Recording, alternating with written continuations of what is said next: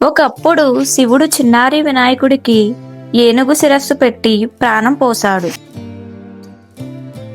కొన్ని రోజుల తర్వాత వినాయకుడు ఆడుకుంటూ నాన్నగారి గది లోపలికి వెళ్ళాడు.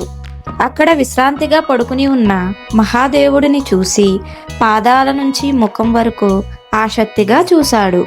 అంతలో వినాయకుడికి ఒక సందేహం వచ్చింది.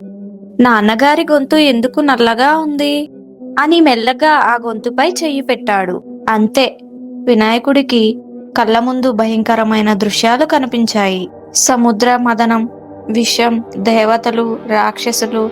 ఆ విషం వల్ల వచ్చిన కొంచెం నొప్పి వినాయకుడికి అనిపించింది. భయంతో వినాయకుడు అమ్మా అమ్మా అంటూ ఏడుస్తూ పార్వతీదేవి దగ్గరికి పరిగెత్తాడు. నాన్న గొంతు ఎందుకమ్మా అలా ఉంది అని అడిగాడు. అప్పుడు పార్వతీదేవి చిరునవ్వుతో ఇలా చెప్పింది. నాయనా గణేశ, ఒకరోజు దేవతలు రాక్షసులు సముద్రాన్ని మదనం చేశారు.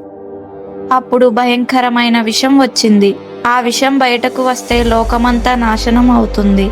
అందుకే మీ నాన్న ఏమీ ఆలోచించకుండా ఆ విషాన్ని తాగాడు. లోకాన్ని కాపాడడానికి తన గొంతులోనే దాచుకున్నాడు. అందుకే ఆయన గొంతు నల్లగా ఉంది. ఇది విన్న వినాయకుడు నాన్నగారిని ప్రేమతో చూశాడు. నా నాన్న ఎంత గొప్పవాడు అని గర్వంగా అనుకున్నాడు. అప్పటి నుంచి శివుడిని నీలకంఠుడు అని పిలుస్తారు.